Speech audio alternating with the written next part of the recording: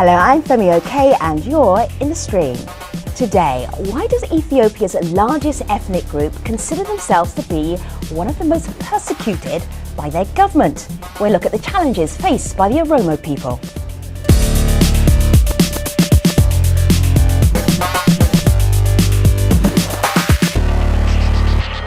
Our digital producer Malika Bilal is here looking out for your live feedback. Malika, right at the beginning of June, we had an open editorial meeting. We were asking our online community for story ideas about Africa. And this is why we're sitting here today with this show.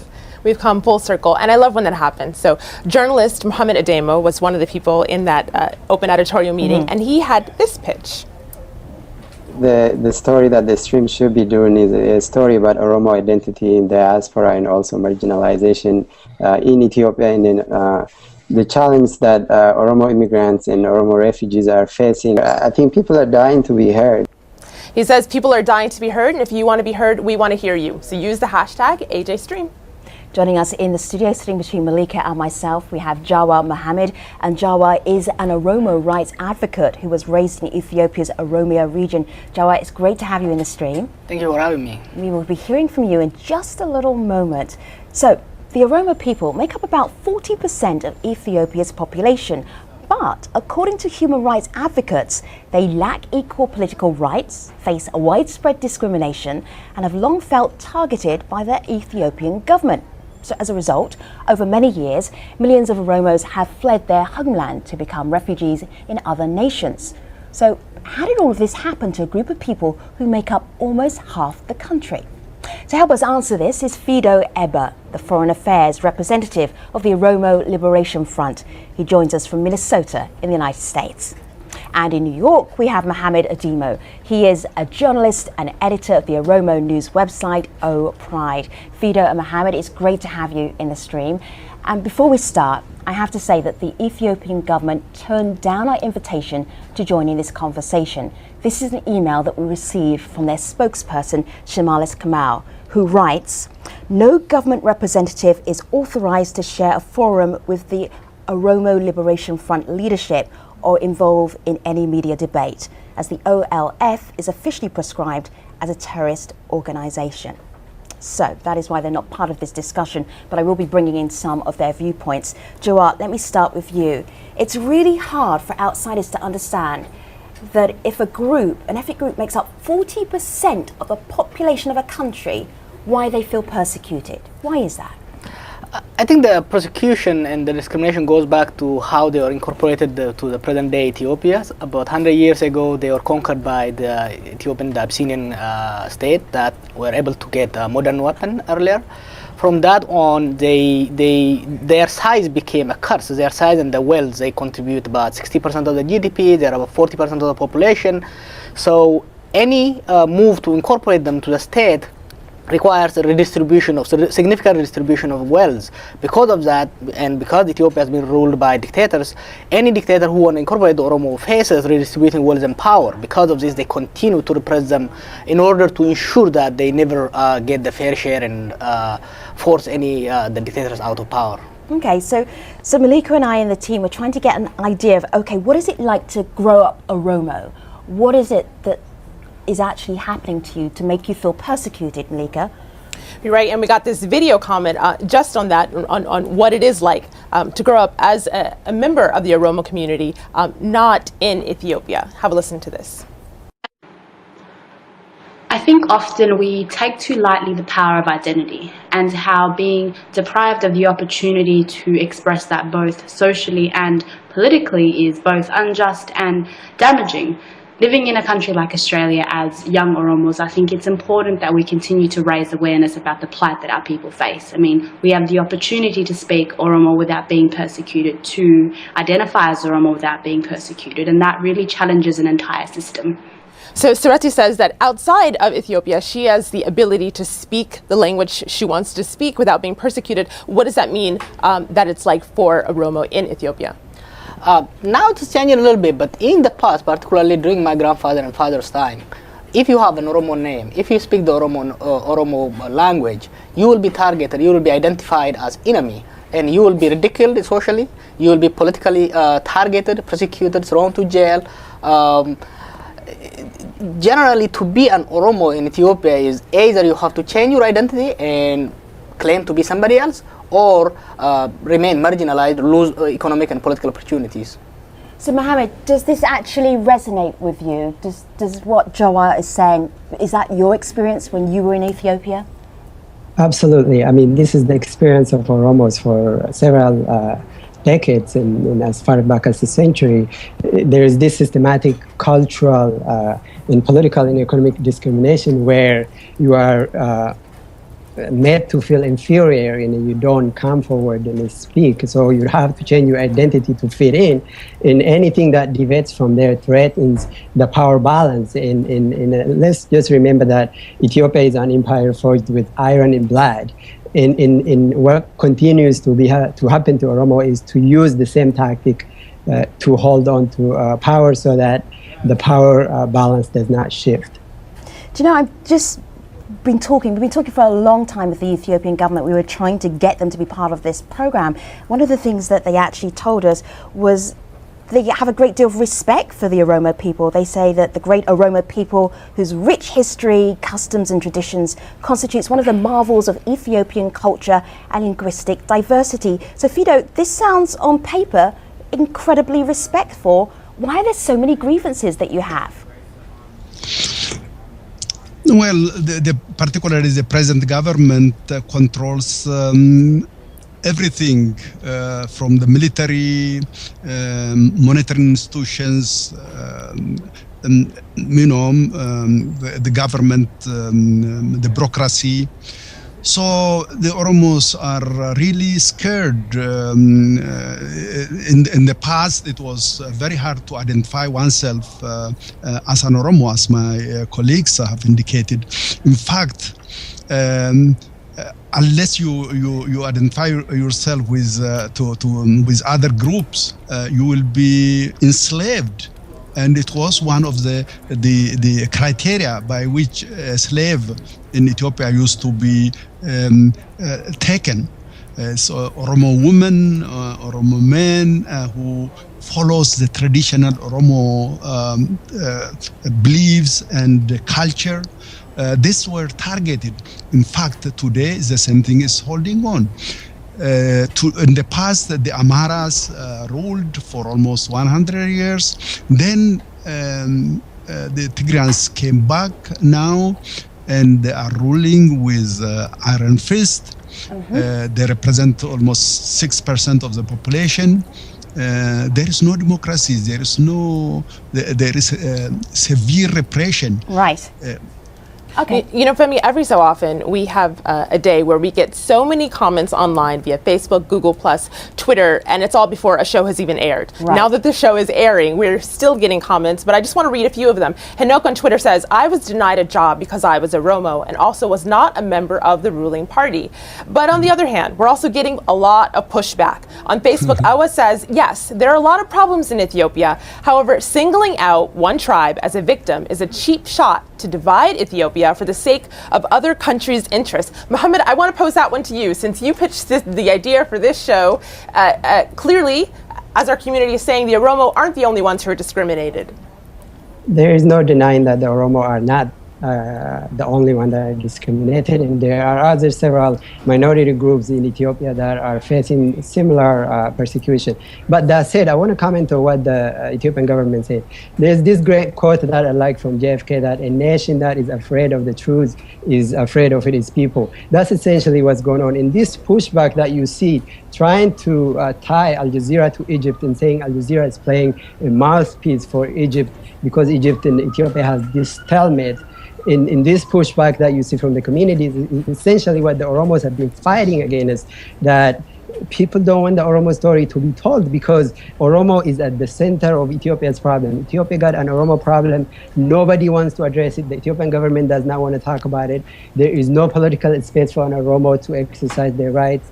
So unless these people are willing to come to the center and talk about these issues and discuss the problems that clearly exist, which is evident from this conversation, the government not willing to talk to an Oromo is the reason why there is this pushback and people need to get over it.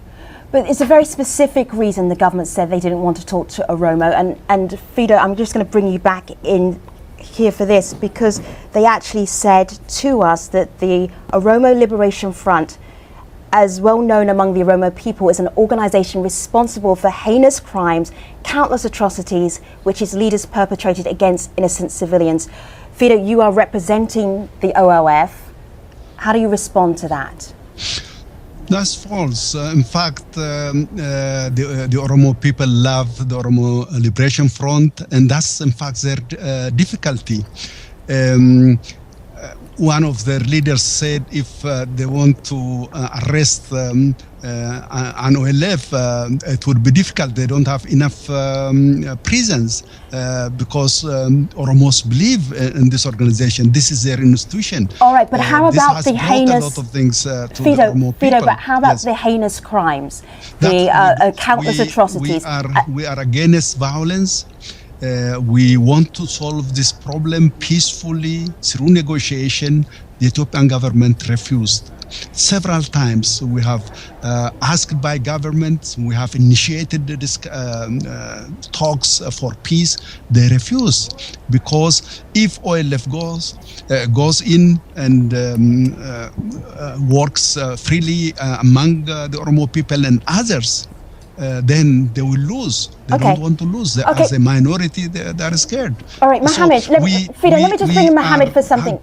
We are carrying arm, just protect ourselves. All right. Self-defense. We are in our country. We are we don't go to other places. We are working inside Oromia. In there, when we are among our people, we have to defend our people and ourselves from these intruders. There's something I have to push back on, and Mohammed, I'm going to trust you as a journalist, and I want you to be completely transparent.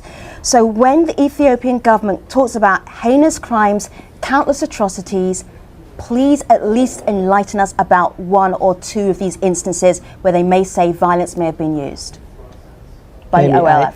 I'm certainly not privy to the information that the government is looking at, but what I do know, I can tell you as a journalist, and many other journalists who've covered in Ethiopia can tell you, is that the Ethiopian government is known to fabricate and produce fake documentaries to accuse and also persecute their opposition.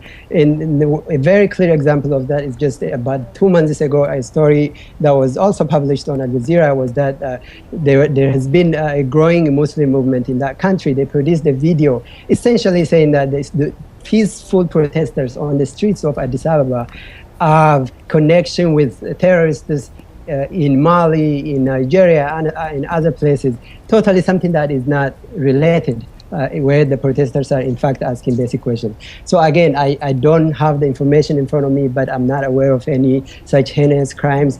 But I do would like to emphasize that the crimes that this current government has committed against the Oromo and other ethnic groups really in that country amounts to something more dangerous that we could call it maybe ethnic cleansing in something of that nature. So I think what needs to happen is there's got to be some transparency from the government and accountability for their actions before they seek to hold others accountable. Sure. See, I'm sure this is the point where the Ethiopian government wish they were part of this conversation. It's not too late. You can tweet us at AJStream.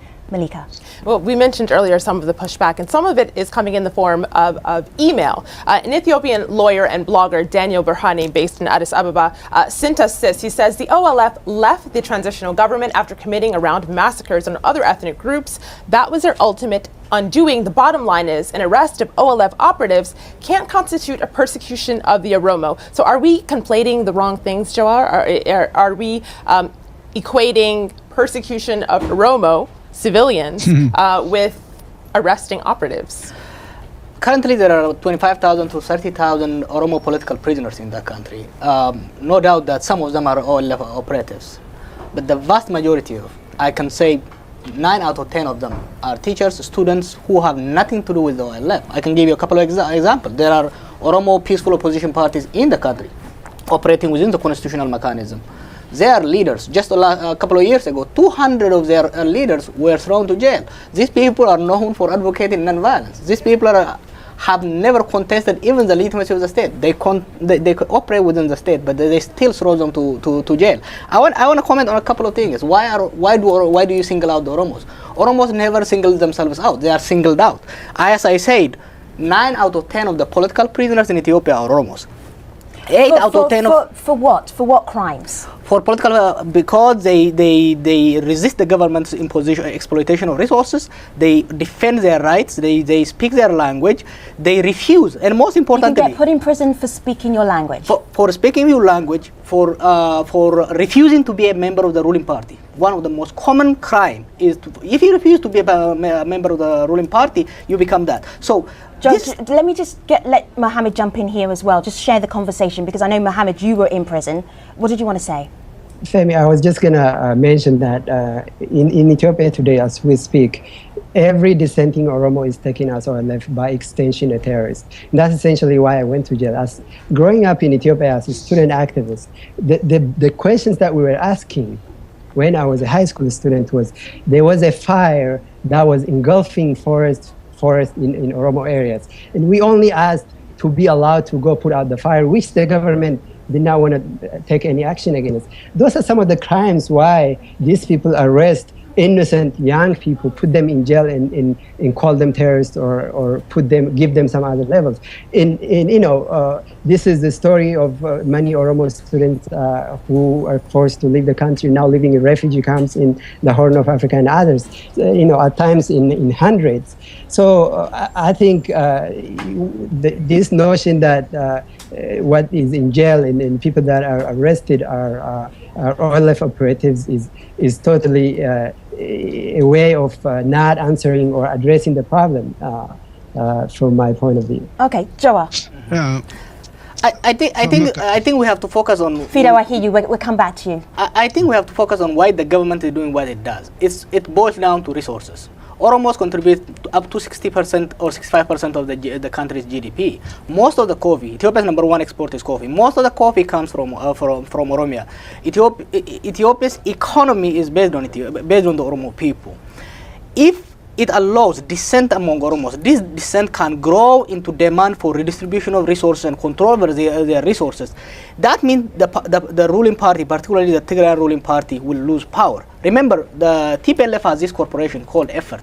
It controls 50% of the country's economy, but Tigrayan represents 6%. So if the Oromo dissenting voices are allowed, activists and teachers are allowed to mobilize their people, there is going to be significant reduction on this rent that is collected by the ruling party. Okay, so Joa, I'm just curious, are you Oromo first or Ethiopian first? I am an Oromo first, because to me, Ethiopia is imposed on me. The second important point is that because we are forced to denounce our identity, we ended up reaffirming and reasserting our identity. That's how we explain it. Fido, the reason why the government isn't on this program is because of you, because you are representative of the Oromo Liberation Front. How do you see Ethiopia, how do you see Oromos reconciling so you're all one Ethiopia rather than this major group, this major ethnic group, feeling they have a lot of grievances? Where do you go to now? What's the way forward?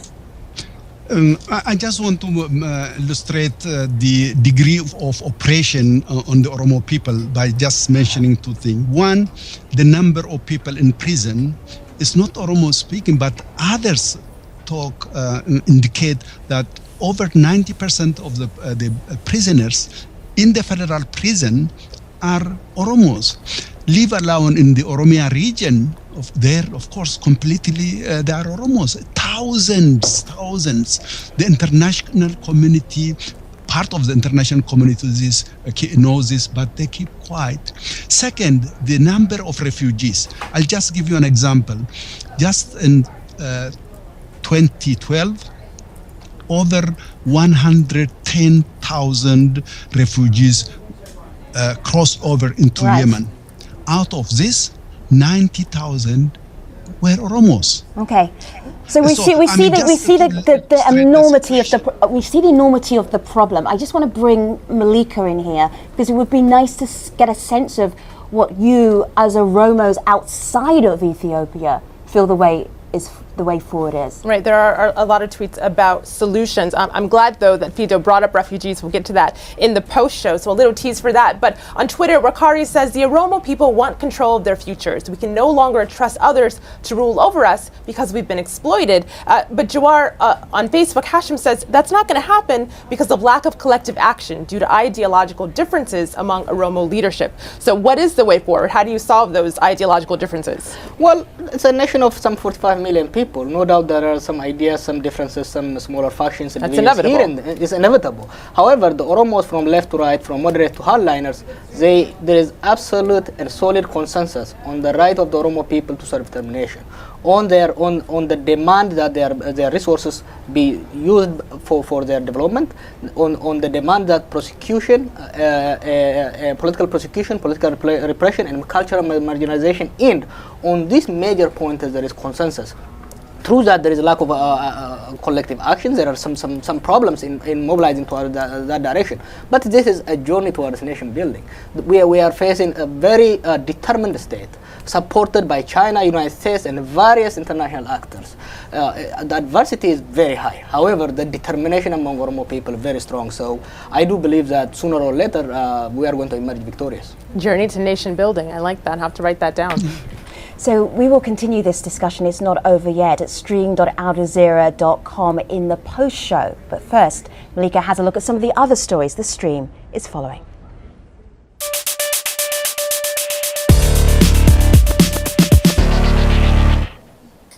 Buddhists in Myanmar are speaking out against a Time magazine cover story on so-called Buddhist terror. The article shows the face of controversial monk Wiratu, who was jailed for inciting anti-Muslim sentiment and was released under an amnesty agreement last year. But online, many said Wiratu doesn't represent the Buddhist community as a whole. The combination of these two words, Buddhist and terror, are very sad for every Buddhist. Our way is a peaceful way and not for terrorists, reads a petition on avaz.com. Well, in just 2 days, that petition received more than 65,000 signatures, politely requesting Time reevaluate their cover choice. The controversy also caught the eye of Myanmar's president, who said the article could be detrimental to the trust building between religions. We turn to Egypt next, where netizens are gearing up for a mass rally against President Mohamed Morsi. The current leaders, they do not represent our Islam. They don't represent our beliefs. They do not represent Egyptians. A movement called Tamarrud, or Rebel in Arabic, is calling for early presidential elections and labels Morsi's presidency thus far a, quote, total failure. Well, last week the campaign said it had gathered 15 million signatures on a petition against Morsi, and organizers are planning a national protest on June 30th, the first anniversary of his inauguration. But the movement has been met with skepticism. Shadi Hamid tweets, haven't heard clear explanation of mechanism by which opposition brings down Morsi on June 30th. As far as I can tell, no legal way to do it. Well, we'll keep an eye on the planned protests. And as always, we want to hear your stories. So tweet your stream lead suggestions. My handle is mmbilal and Femi's at FemiOK. So you know the floodgates will be open now. I can already see comments coming in. Talking about comments on Facebook, for the last 24 hours. People are mean about the Oromos, Jawar. They are very mean. This comes from both the government doing it and also historically it's built up. Everything Oromo has been associated with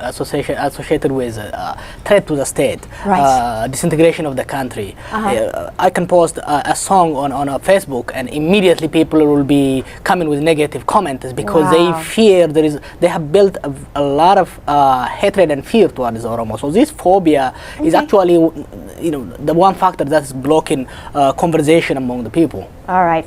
We'll have more of that in the post show at stream.aljazeera.com, where our conversation about the Oromos will continue. And as for the next show, different subject, equally as controversial. Are white students at a disadvantage when they apply for college in the United States? Maybe affirmative action has gone a little bit too far. We will find that out tomorrow. In the meantime, you know where to find us. We'll be online. Thanks for watching.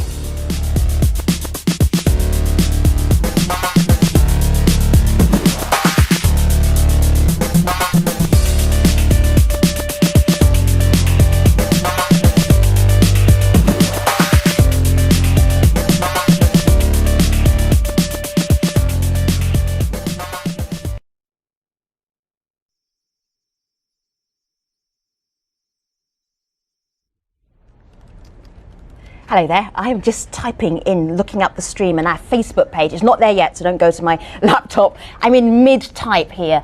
You're back in the post show, and we're talking about the rights of Ethiopia's Oromo people and ways to improve the situation. So on set, we've got Jawar Mohammed. He's an Oromo rights advocate. On Skype, we've got Fido Eba, a representative of the Oromo Liberation Front. Also on Skype, Mohammed Ademo, a journalist and editor of the Oromo website, O Pride. So, yesterday, I'm looking at the stream's website. We were talking about the Oromo people. I'm reading the Facebook comments and my eyes are burning up. It's so controversial. And people are mean. What did you see?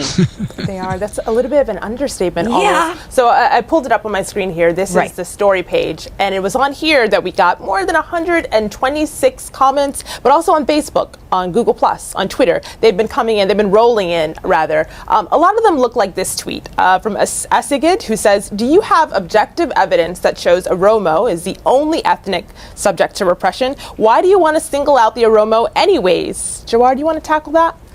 I think that's an interesting question, particularly coming from from Ethiopians. As I mentioned earlier, the Oromos never single themselves out. They are pushed out. They are forced to identify as a single group, as a different group, and fight back because the government, the current government and the past government, have deliberately, systematically targeted them. As we said earlier, 9 out of 10 the political prisoners are Oromos. 8 out of 10 of the refugees in Yemen every month. 10,000 Oromos cross to Yemen. In Kenya, the refugee camp, most of them, 80% of them are Oromos. In Egypt, as you saw in your show. When it comes to economy, there is huge land grab going on in Ethiopia. Out of some 3 million hectares of land the government has given to foreigners, some 1.8 million of them are from the Oromo land. Therefore, the Oromos have been subjected, selectively targeted. And when you are selectively targeted, you have no other option but as a targeted group to coalesce together, to come together and fight back. That's why Oromos fight back. It's not because they hate other people. It's not because they deny that other people are victims of repression. But the Oromos, by being Oromo, the government, as you saw in your email, every time the name Oromo mentioned, the government securitizes the question.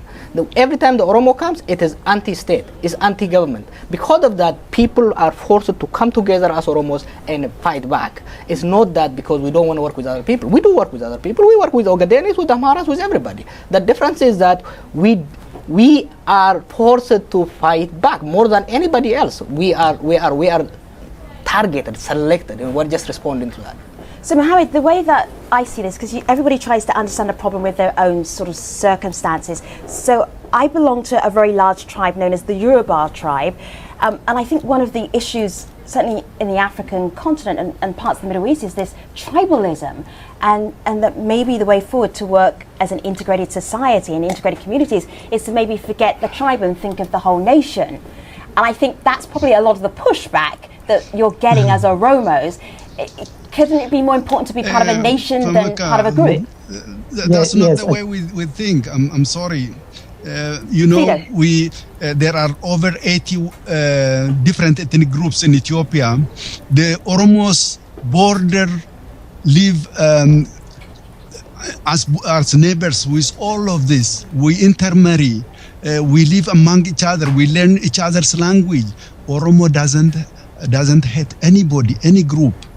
But when we are struggling, we are also cooperating our struggle for liberation, for freedom, for peace, for equality with our neighbors. If our neighbors don't have peace, we don't have peace. We fully understand this. So we don't discriminate others. We love others. We are part of us is our neighbor. So Mohammed, when we were talking about people complaining on Facebook about the Oromos, you sort of chuckled a little bit. What do you hear from other Ethiopians when they know that you're an Oromo and they're not? I mean, it's like you said, this is a great conversation starter. You would think, because if I meet an American in New York and I'll tell them, hey, I'm an Oromo, they will ask me, what is Oromo? But if you tell an Ethiopian person I'm an Oromo and you don't say I'm Ethiopian, that they don't want to talk to you. But I think on the way forward, Femi, like you suggested, I want to bring in the experience of South Africa in here. Defeating apartheid system in South Africa required a grand coalition of black people white people, Indians, and people of other color. And I think if people are really serious about addressing the problem of democracy, lack of human rights, press freedom, where I cannot go and do a show like Al Jazeera Stream, which I would love to do. That's everything I dream and hope to do in the future. Are you angling for a job there, Mohammed? So in order for something like that to happen, people need to get over their fear. Oromos are not fighting any group. There is one thing that I want to say in here. For the last 100 years, only 2 ethnic groups controlled political power in that country. If names change, there is one thing that remains. Ethiopia still acts as an empire. That needs to change. People need to get over their fear and envision talking to Oromos. We don't talk enough because people are scared to talk to me the minute I say I'm an Oromo. Right. People need to get over that and come forward so that we can find a democratic, build the democratic institutions where people can dare to dream and create the future in the country that they want. Right. Fido, we're coming to the closing moments of the program, but I really do want to get a closing thought for you that takes us forward. What's the message that you would leave us with as an international community so we understand you much better? Yes, as Oromos, we love peace. Our organization, the Oromo Liberation Front, have tried to make peace with this government. We don't have a partner for peace. We want to bring stability, peace for to our neighborhood. The Horn of Africa is in turmoil, a lot of suffering, continuous war. Particularly Ethiopia has been in war for, as long as I remember. Wars.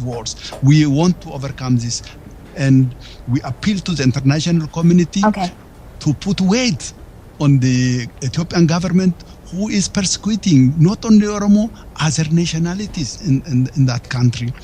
And they are using the terrorism term and concept to harass journalists and politicians and other groups of people. They are the terrorists, actually. Thank you. Jua, this is such a controversial subject. What I'm hearing right now is so the Ethiopian government won't come to the table, even in a small conversation like this. So I hear stalemate, but what do you feel about the future for the Oromo people? I think the first thing is it's up to Oromos. Unless Oromos are fully organized, exert if sufficient pressure on the government, break its will to govern at ease, there's not going to be solution. The second is, this is not only just issue about Oromos. Oromos are the largest group in the region, and almost all of these regions, all of these countries border Oromos. As long as Oromos are not given freedom, there's not going to be stability among in Ethiopia. If there is no stability in Ethiopia, there is no stability in the region. That's a very important thing. But I want to comment one thing about those people who push off.